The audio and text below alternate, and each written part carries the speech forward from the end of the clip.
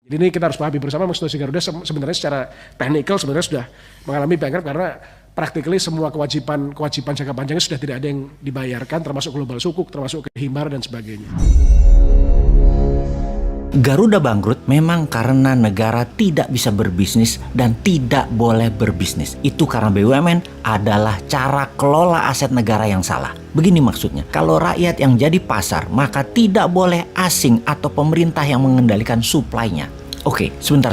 Kita harus berusaha menjelaskan sisi ekonomi BUMN dari kacamata lainnya. Sungguh, berat memang kalau pemahaman sosialis sudah masuk ke dalam pikiran bawah sadar banyak masyarakat, terutama para politikus yang arah politiknya ke kiri, ke sosialis. Bisnis itu akan berjalan baik kalau yang menjalankan adalah mereka yang berpikiran liberal atau bebas. Kita bukan anti-sosialis yang pemerintahnya mengendalikan rakyatnya dengan kekangan yang ketat, di mana itu adalah tingkah sosialis kuno yang dianut banyak aliran partai politik di Indonesia dengan bungkusan nasionalis sosialis. Istilah politiknya ini harus diluruskan pemahamannya. Nasionalis liberal lebih lincah daripada nasionalis sosialis di dalam membangun ekonomi negara. Bahkan Newman mengambil aliran politiknya adalah nasionalis patriotis yang lebih agresif ekonominya sampai ekspansi keluar negerinya negara bantu full. Pemahaman ekonomi patriotik nasionalis adalah tengah bawah. Baik, kita jelaskan sekali lagi pemahaman politik dan ekonomi dari kaum Newman. Bayangkan ada 4 kolom di depan Anda sahabat. Sisi kiri atas A, kanan atas B, kiri bawah C, dan kanan bawah D.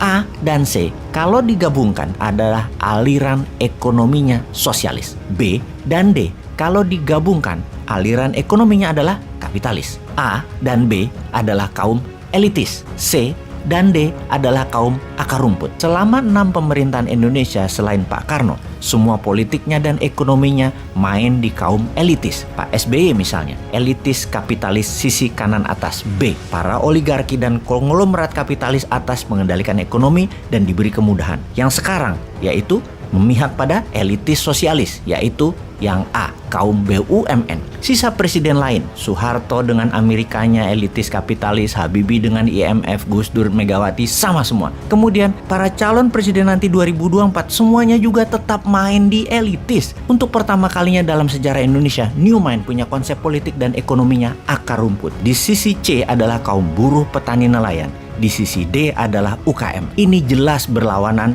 dengan saat ini. Karena jika Newman mendapat mandat, maka 800 BUMN yang berkuasa saat ini tinggal 50. Di mana yang 750 BUMN, pasarnya, bisnisnya akan dibagi-bagi, diberikan kepada 1 juta UKM. Oligarki dengan monopolinya selama ini pasti akan dipecah pasarnya dan fasilitasnya didistribusikan ke 5 juta UKM kelas menengah yang akan menghidupkan 20 juta UKM kelas mikro dan kecil. Jadi mulai paham kenapa ketika BUMN yang telah diprediksi pasti merugi sejak pejabat sekarang punya gaya pemerintahan membangun proyek tidak terlalu produktif, kebanyakan konsumtif, namun keren dilihatnya, membuat banyak BUMN merugi karena semua itu dibangun memakai pinjaman atau hutangan. BUMN gampang dikendalikan oleh kekuatan politik, sementara politik itu bukan ahli ekonomi. Kalau drive-nya politik, maka kegiatan ekonomi bukan cari untung tetapi cari populer. Drive ekonomi harusnya taat pada kebutuhan pasar, bagaimana menciptakan demand dan bagaimana menyediakan supply dari produk UKM dalam negeri. Gak mungkin semua itu bisa berpihak ke akar rumput selama elitis dispesialkan seperti saat ini, memberikan karpet merah ke elitis, ke BUMN dan ke oligarki. Dan di tahun 2024 masih mau memilih yang ada di etalase politik saat ini para gubernur dan menteri-menteri incumbent yang punya aliran pro elitis juga. Pastikan bukan juga pilihan Anda dari oposisi yang tidak pernah memberikan solusi selama jadi oposisi.